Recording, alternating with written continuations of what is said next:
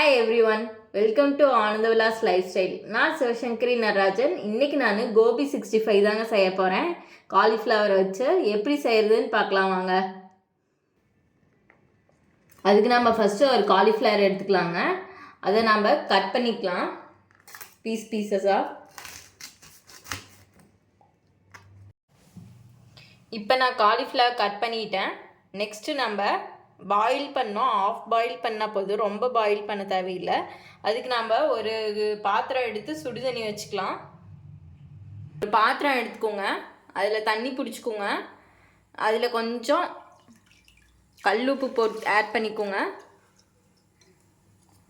அப்புறம் கொஞ்சம் மஞ்சள் ஆட் பண்ணிக்கோங்க. இப்போ தண்ணி நல்லா கொதிக்கட்டும். தண்ணி நல்லா கொதிச்சோன்னையும் கட் பண்ணி வச்சுருந்த காலிஃப்ளவரை அதில் ஆட் பண்ணிக்கோங்க. ஆட் பண்ணி ஒரே ஒரு கொதி விடுங்க. ரொம்ப காலிஃப்ளவர் வெந்துடக்கூடாது, வெந்துச்சுன்னா நொங்காட்ட போயிடும். தண்ணி நல்லா கொதிச்சிட்ருக்கு. இந்த ஸ்டேஜில் நம்ம காலிஃப்ளவரை ஆட் பண்ணிடலாம், போட்டுடலாம்.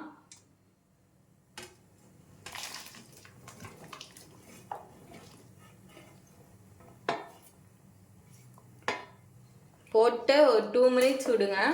2 மினிட்ஸில் எடுத்துடலாம். இப்போ 2 மினிட்ஸ் ஆயிடுச்சுங்க. நம்ம இப்போ காலிஃப்ளவர் எடுத்து வடிச்சிக்கலாம். ஸ்டவ் ஆஃப் பண்ணிடலாம். இப்போ காலிஃப்ளவரை தண்ணியிலேருந்து வடித்து எடுத்தாச்சுங்க. நெக்ஸ்ட்டு நம்ம என்ன பண்ணுறதுன்னு பார்க்கலாம். காலிஃப்ளவர் சில்லி போடுறதுக்கு ஒரு பாத்திரம் எடுத்துக்கலாங்க. அதில் நம்ம வடித்து வச்சு இந்த காலிஃப்ளவரை போட்டுக்கலாம். இப்போ நம்ம கார்ன்ஃப்ளவர் மாவுங்க 3 டீஸ்பூன் போட்டுக்கோங்க. 3 டீஸ்பூன் கார்ன்ஃப்ளவர் மாவு,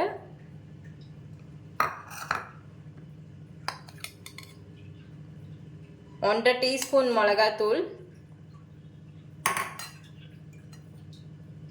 3 டேபிள் ஸ்பூன் கடல மாவுங்க. 3 டேபிள் ஸ்பூன் கடல மாவு போட்டுக்கோங்க.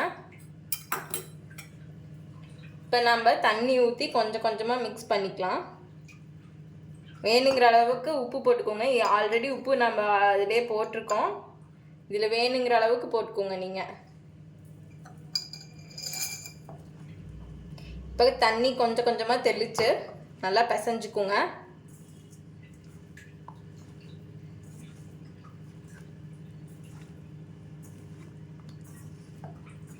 இந்த ஸ்டேஜில் இஞ்சி பூண்டு விழுது 2 ஸ்பூன் ஆட் பண்ணிக்கோங்க. இஞ்சி பூண்டு விழுது 2 ஸ்பூன்,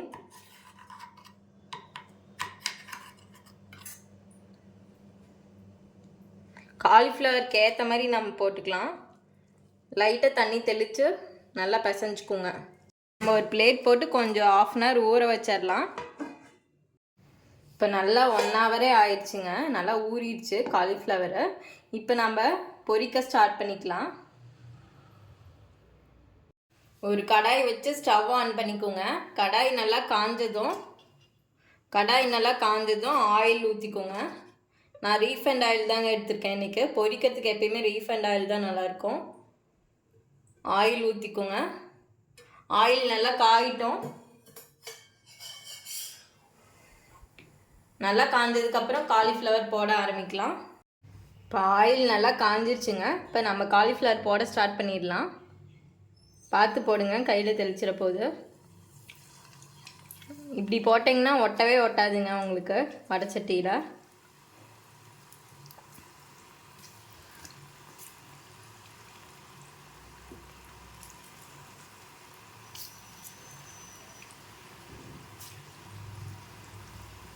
நல்லா திருப்பி விடுங்க. அப்போ தான் 2 பக்கமும் நல்லா வேகும். பாருங்கள், எங்கேயுமே ஒட்டலை. நான் கலர் பவுடர் போடலிங்க, அதனால் கலர் வரல.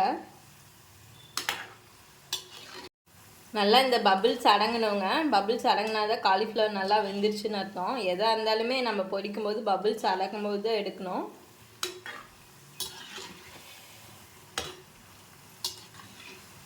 நல்லா பொரிஞ்சிருச்சுங்க. காலிஃப்ளவர் நல்லா பொரிஞ்சிருச்சு. தீயை விட்டுறாதீங்க. இப்போ நம்ம ஒரு பிளேட்டுக்கு ட்ரான்ஸ்ஃபர் பண்ணிக்கலாம். நான் ஒரு டிஷ்யூ பேப்பர் போட்டு எடுத்து வச்சுருக்கேங்க ஒரு பிளேட்டில்.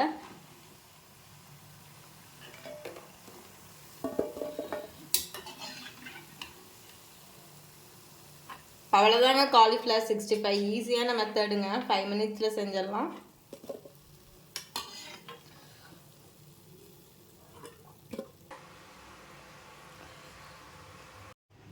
இந்த மெத்தடில் தான் நான் காலிஃப்ளவர் 65 செய்வேன். உங்களுக்கும் இந்த ரெசிபி பிடிச்சிருந்ததுன்னா லைக் பண்ணுங்கள், ஷேர் பண்ணுங்கள், சப்ஸ்கிரைப் பண்ணுங்கள். தேங்க்யூ.